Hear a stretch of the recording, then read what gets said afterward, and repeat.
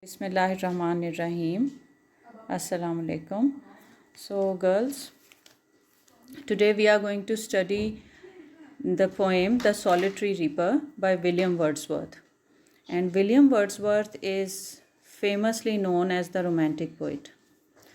Therefore, I have chosen to go out of the sequence of the poem's titles and choose the next two poems, A Poison Tree and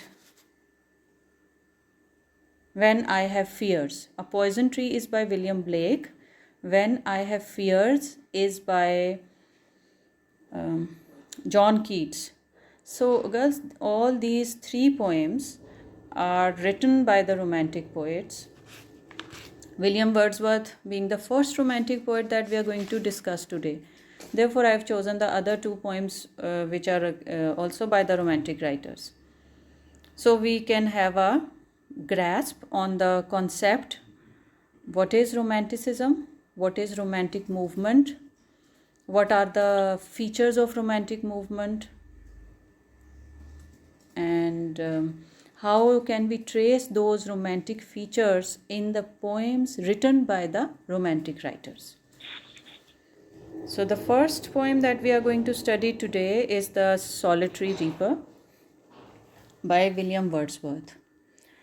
As you can see, we always follow the pattern, that is the recitation of the poem, the discussion on the title first, beginning with the first thing, that is the title.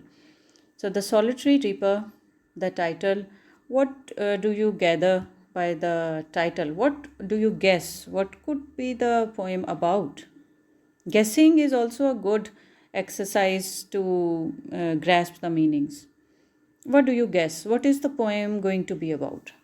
If I tell you the meaning of solitary, solitary means lonely, alone, and aloneness or solitary,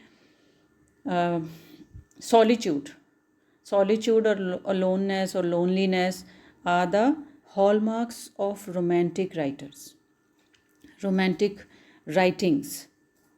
because the romantic writers believe that a man can become himself, a man can reconnect with his genuine self by spending time with himself in solitude. तो ये solitary reaper से ही आप पकड़ लें, you can see that this is the first feature that you notice about romantic, the features of the romantic writings.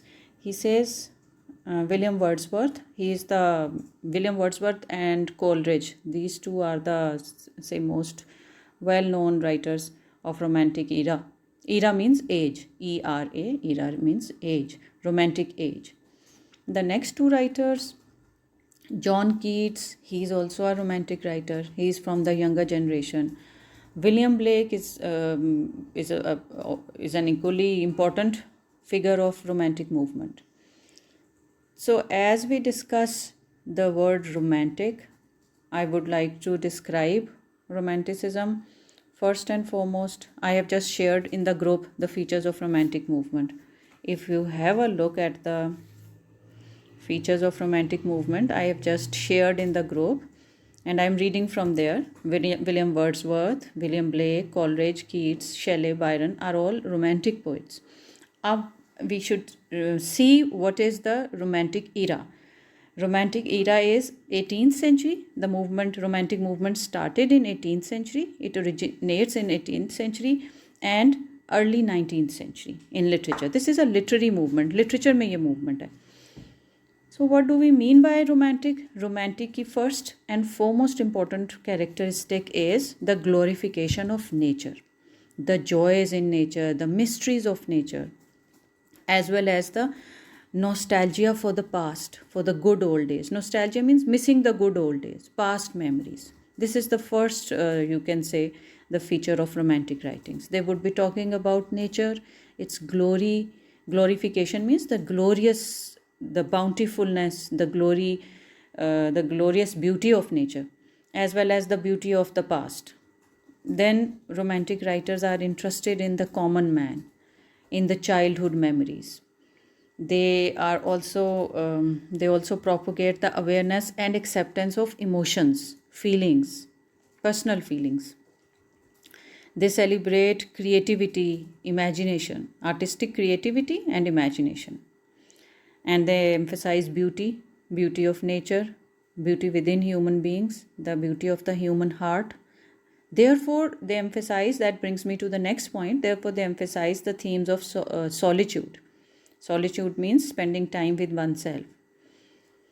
And when you spend time with yourself, you become contemplative. ये word मैंने आपको पहले भी लिख के बताया बच्चों. Contemplation means thoughtfulness, deep thinking. So when you think deeply, you come up with inspiration. Inspiration means ideas. You can think about the solutions to the problems.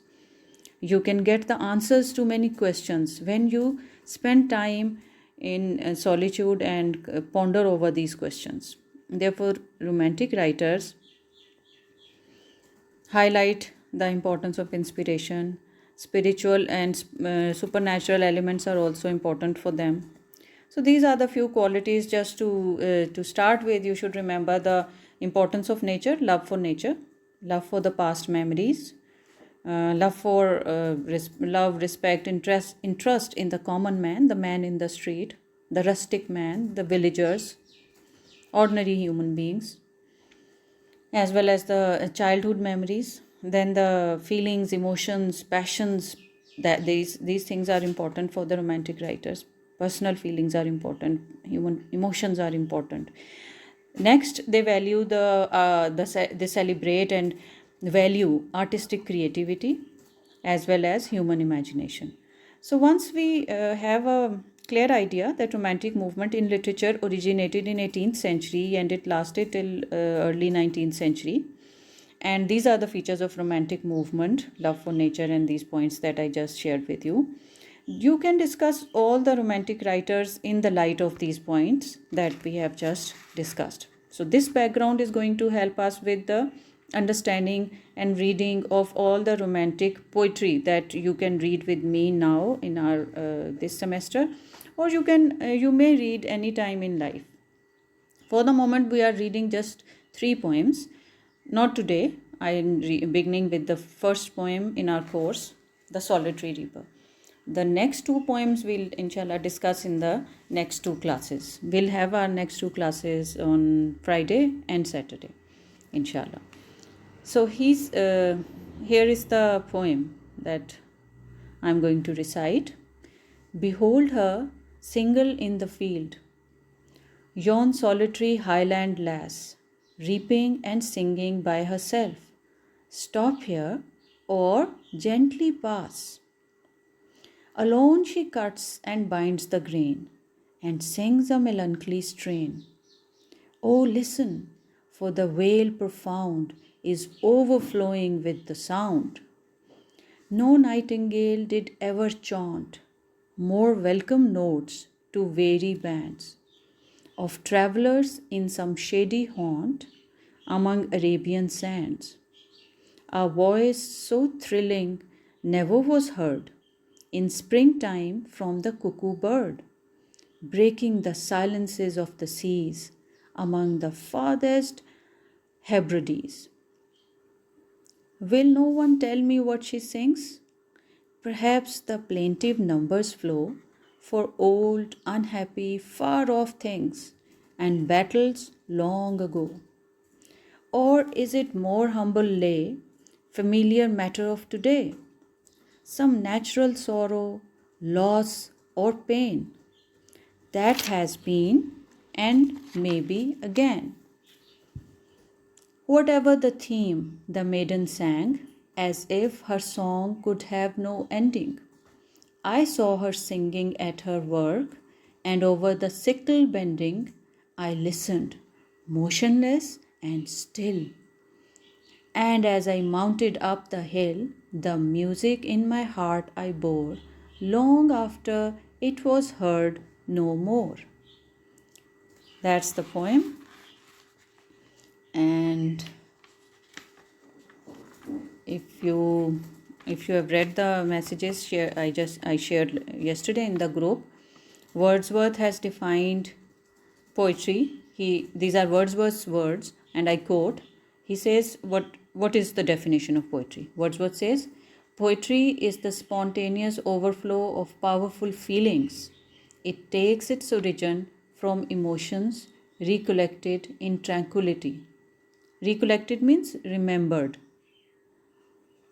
And tranquility means peace, calmness, silence, solitude, peacefulness. So this is background to romantic movement and the features of romantic poetry. Now coming to the poem, the poet begins by saying, behold her. Behold means look at her.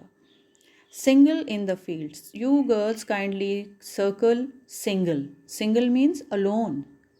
Who is he looking at? A girl. Behold her. Her means girl. He is looking at a girl who is single, who is standing alone in the field. And this is the field where she is cutting the grains, the solitary reaper. So the title of the poem tells you about a girl, a young girl who is cutting grain, who is reaping the grain in the field, and she is all alone. Yon is Old English, that means that solitary highland lass. Wordsworth calls her highland lass. Lass means girl. Highland means who lives, a woman of the mountains, who lives on the mountains. So this is a woman who lives on the mountains, the girl, and she is at the moment, as the poet, you can use these words, girls, the poet, the speaker, the persona, you can use the word persona. The persona means the person, whoever is the person speaking in the poem. So the persona or the speaker in the poem is looking at a girl who is a highland girl, a mountain girl, and she is alone in the field. And what is she doing? Reaping and singing by herself. She is engaged in two activities. She is cutting the grain and she is singing to herself. You see, this poem is about the latest awareness in the modern age. If you read online, if you are on social media, there is a lot of growing awareness about the need to spend time in solitude so that human beings can come face to face with themselves. Self avoidance से बचने के लिए, self avoidance जो है ना वो modern life का एक फीचर है, to avoid oneself. And avoidance leads to then stress and tension, frustration, agitation in the modern man's mind. This is how we can relate the 19th century poem, The Solitary Reaper, the romantic 19th century poem, to the modern times. And that is our task. We are the critics, analysts of poetry, and whichever poem we study, we have to make it relevant to ourselves, to our current time, to our present condition. So romantic poets in 19th century, beginning of 19th century, are saying that this girl, look at this girl, she is idealized, she is glorified. Why is she glorified? Because she has the courage to stand by herself, cut the grain, sing a song to herself. Therefore he says, stop here or gently pass. Stop here or gently pass means as if this is a very sacred or a holy activity that the girl is engaged in, and she should not be disturbed. Therefore, the persona, the speaker in the poem tells the other people, other passers-by who may be passing by that side, that they should either stop here and observe her and learn some qualities from her, or if they are in a hurry, then they should pass gently so that the girl remains undisturbed, so that they don't disturb her. Alone again, the second time. You see, you have to notice the repetition of the theme of solitude. Single in the field, the word is repeated, alone, and the verse, we will say verse. Poetry में verses होती हैं ना, sentences नहीं होते. So, alone she cuts. The fact that alone is put, the word is placed at the beginning of the verse, is meaningful. Alone she cuts and binds the grain. So she is packing the grain, she cuts the grain, then makes stacks of the grain, packs of the grain, and sings a melancholy strain. Melancholy पे लिखें girls, underline करें, melancholy, pronounce करें इसको 2-3 times to yourselves. Melancholy means sad. Strain, song. So she is singing a sad song. The poet cannot make out her words from a distance. He can hear the tune, the voice, and the tune of the girl, but he cannot hear her clearly, maybe. But this much he knows, that the song is a sad song. Oh, listen.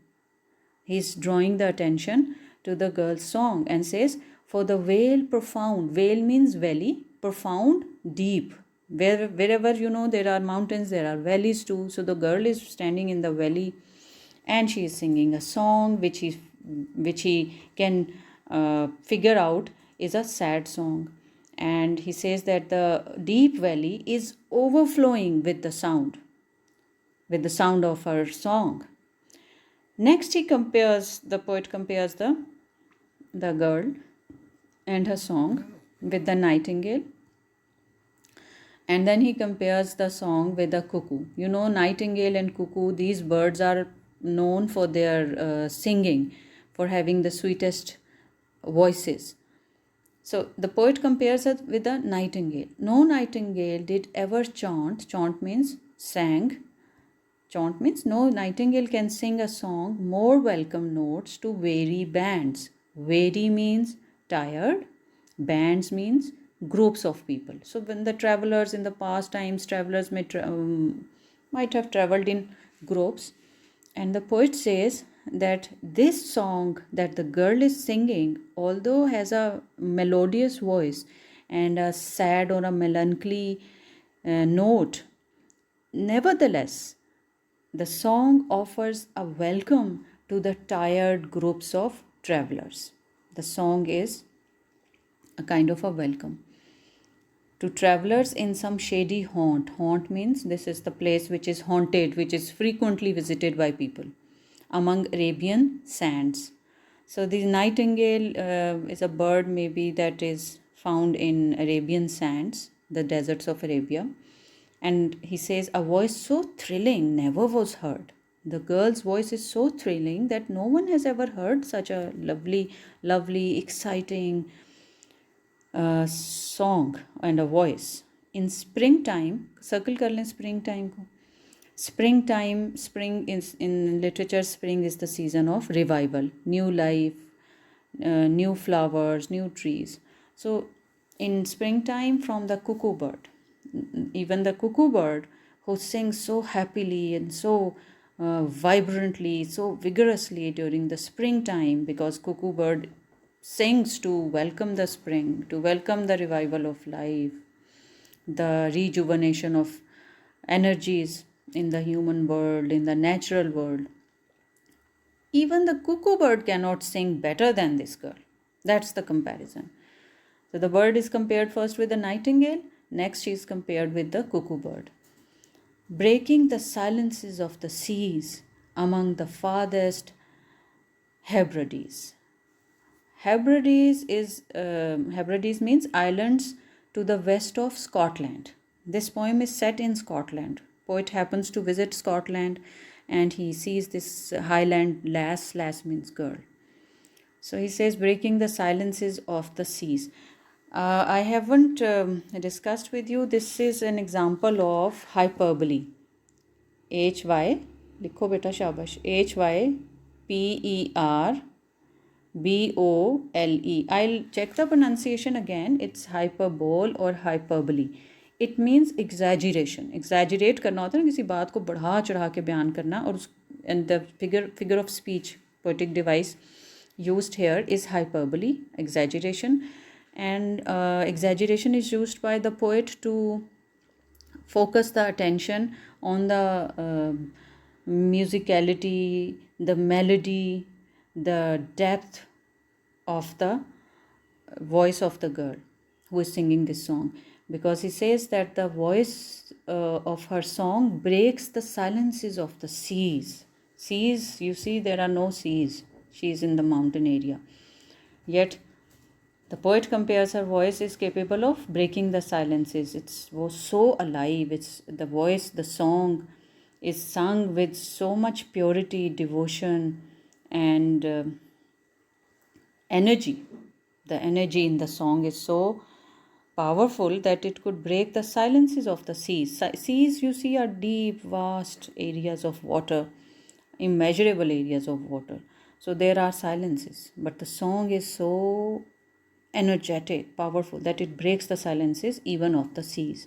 This is called hyperbole, the use of hyperbole to highlight the beauty, the depth, and the power of that ordinary girl. She is an ordinary girl, and she is singing a song with so much energy that it has the power to move the hearts of the human beings, not just the hearts of the human beings, but it can break the silence of the seas as well. Among the farthest Hebrides, seas which are found nearby the islands of Scotland. Here is one part of the poem completed. First part of the poem is completed. The poem, as you can see on the paper, is divided in two parts. You can see it on the page that the poem is divided in two parts. The first part is complete here. The song has been celebrated, the song has been described, the girls, the power and the energy of her voice is compared with the cuckoo and nightingale. Next part, let's see what is happening in the next part. Will no one tell me what she sings? The next part 2 of the poem opens with a question. Will no one tell me what she sings? So the poet has been appreciating the beauty of her song so far without understanding the poetry, the language, because the poem is set in Scotland and the girl must be singing in the Scottish language, which the poet does not understand. We also say that the language of song is international, even when we don't understand the word language. If the song is in English language or in some other Hindko or other language, still music speaks to all the hearts. You can understand that in this point in that sense. So the poet says, perhaps the plaintive numbers flow. He can make out only this much, that the song is plaintive. Plaintive means sad, sorrowful. So the song is flowing, it's going on for old, unhappy, far off things. And although he does not understand the language, he can still make it out that the song is about the old, unhappy, far off things. Far off means things that are long gone away, that the girl has left behind, and battles long ago. Or maybe the song is so sorrowful and sad and tragic because it is about the battles that human beings fight. And battles, battles means the loss. On the one hand, there is this courage and bravery, as well as there is the loss of human life. Or is it more humble lay? Humble means simple song, lay means song, humble means simple. Or maybe it is a simple song. So this second part is about the guesswork that the poet engages in. He is guessing what could be the subject matter of the poem. Is it about this one thing? He can clearly know that the song is a tragic song. It's a sad song which touches the hearts of the listeners.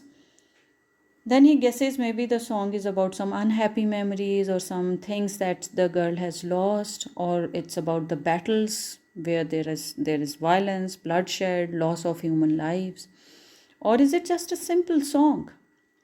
Humble lay, simple song, familiar matter of today. Maybe it concerns the present day condition. Maybe it's not about the past. Remember, romantic poets glorify, idealize nature, as well as they are full of nostalgia for the past. Nostalgia means missing the good old days. So here he says, familiar matter of today, some natural sorrow, loss or pain. Maybe the song is about some current present situation. It's the natural loss, because human life is full of the stories of suffering and pain and sorrow, loss. That has been and maybe again. So the question is that human life is full of loss and pain. That has been, that human life has always suffered or has always experienced pain and loss. and this is the condition, the pain is the condition which is unavoidable. Maybe again means कि वो फिर से भी repeat होगी. It is unavoidable. Pain is unavoidable. Here I would like you to take a quotation down.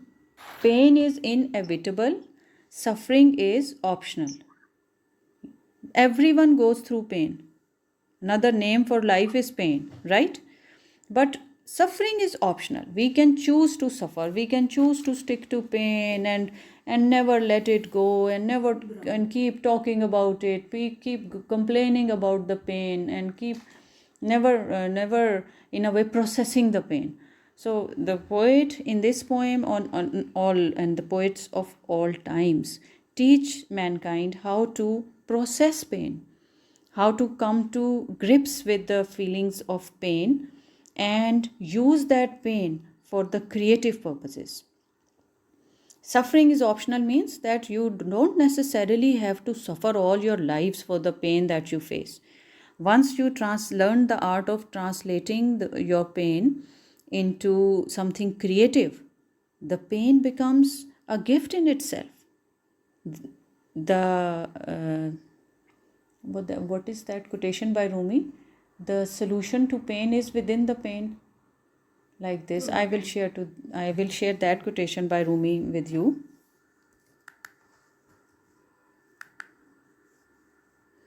That the solution to pain, or pata nahi, healing to pain is within the pain. Anyways, I'll share both those quotations inshallah with you. So this is the poem that shows us how to live our lives. Every poem is teaching us how to live our lives.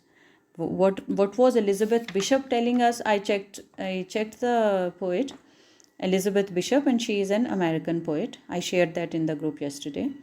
And Elizabeth Bishop teaches us the art of living a healthy, happy, meaningful life. And what is her strategy? What is her technique? She says, learn the art of letting go. Learn the art of losing things. Lose things and just accept the loss and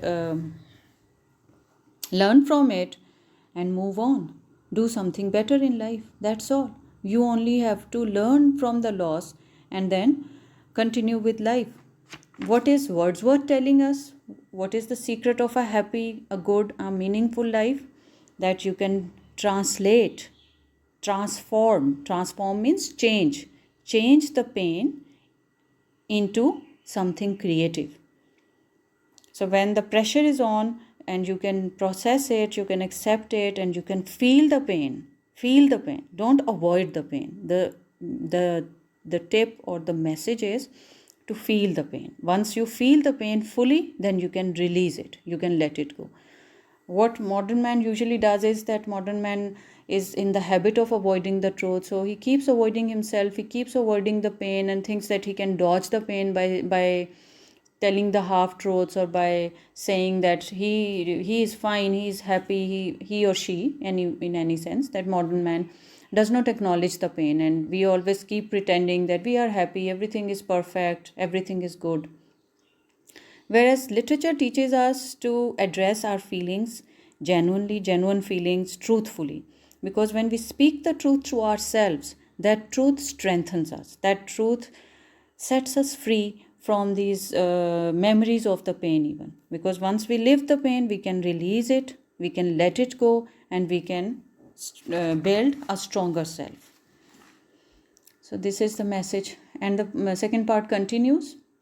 Whatever the theme the maiden sang, so the poet has let it go, right? He has learned the art of losing things. He can't make the meaning, he can't make out the exact words in the song of the solitary reaper, in the song of that Highland lass, the young girl singing that song. So he says, whatever the theme. He is not worried about knowing the exact language, the diction, the vocabulary, then making out the meaning. He says, let it go, whatever the theme.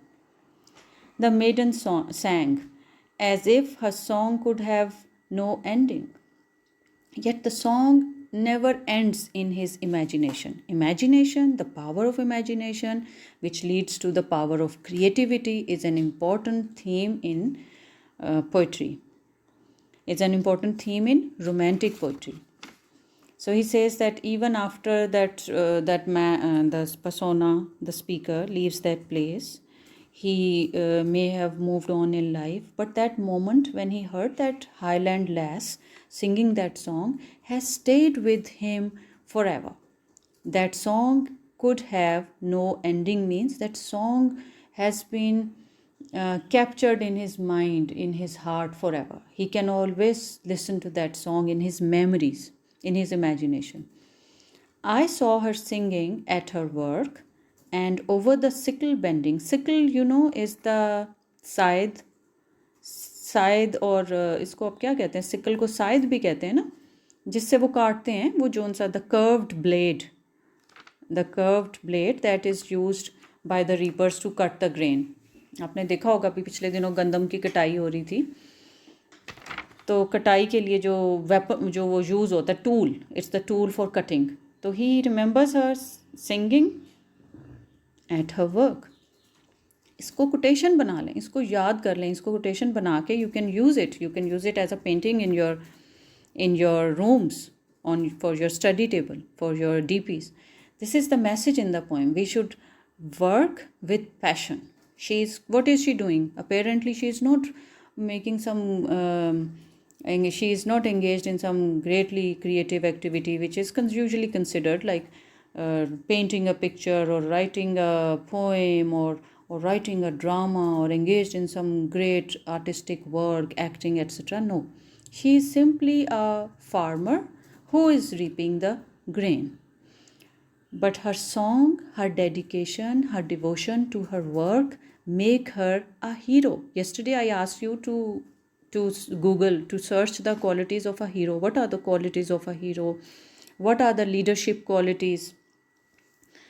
So if you say I have written a list of the leadership qualities or the heroic qualities. All of us are heroes. We just need to remember those heroic qualities, remember to inculcate and cultivate those qualities. And those qualities include communication. This girl is singing a song, she's communicating herself in her own way. Self-awareness, she knows that she is singing and she is working and she is happy with her work. These are the qualities of a hero. Hero की qualities ये होती हैं that hero has the power to communicate with clarity. A hero is trustworthy, humble, brave, truthful, responsible.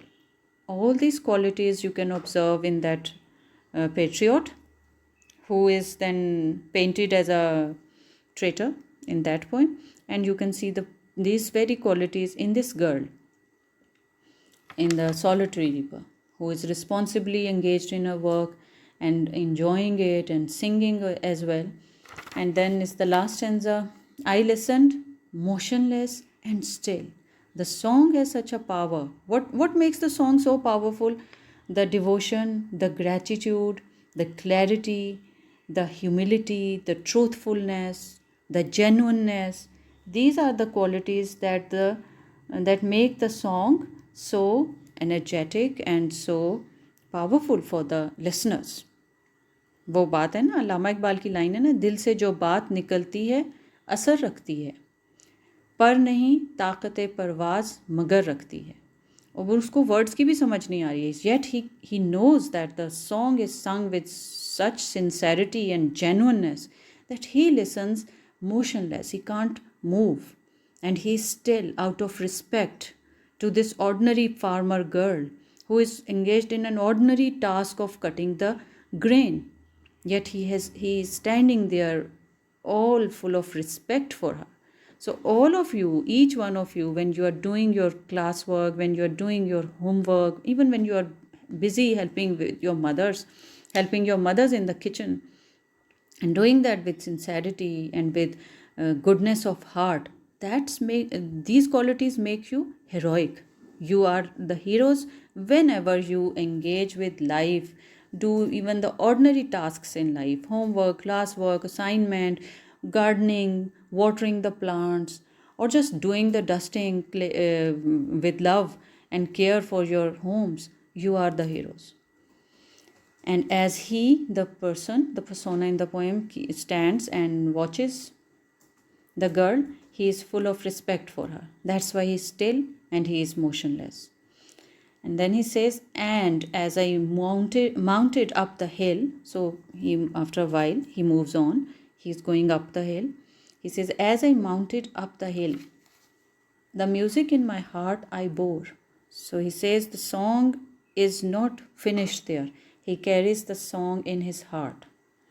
The music in my heart I bore long after it was heard no more. So he says that he always remembers that song and he always carries the music, the melody of the song in his heart. And even when he cannot see that girl or hear that song, listen to her song any longer, yet he can still relive means he can still remember the song and all the associated feelings and emotions that he experienced by listening to her song. So this is the message in the poem. And as I mounted up the hill, you see, he is going up the hill. This is on the surface level, literal level. Yesterday I told you that in poetry you have to interpret meanings on different levels. First level is the literal level, जिसको हम surface meaning कहते हैं. So literal level पे he's going up the hill. But on a deeper level, symbolic level, he is moving. His consciousness is ascending. Ascending means rising. When we come in touch, when according to these romantic poets, when man comes in contact with nature, and this girl reaper, the solitary reaper, he sees her, he watches her, he listens to her song, he appreciates the beauty and the commitment of the girl. That experience in a way makes him feel more conscious of his creativity, more conscious of his own goodness, more conscious of his own heroic qualities. This is the secret of good company. This is the secret of spending time in the best possible way. These moments that he has spent there, in a way, enabled him to feel better about himself. These are his feelings also. This line that he is mounting up the hill, these lines show that he is feeling far better about himself, and he is also thinking about this girl, her song, and all the associated feelings that he has experienced in that moment. He's going to carry those feelings of gratitude, happiness, joy, mystery forever in his heart. Forever in his heart. So this is the function of poetry, that according to romantic poets, poetry always teaches the readers to live a happy life, a meaningful life, by being sincere, by being honest, truthful, and learning to communicate with clarity, assertiveness, and having a vision, a dream.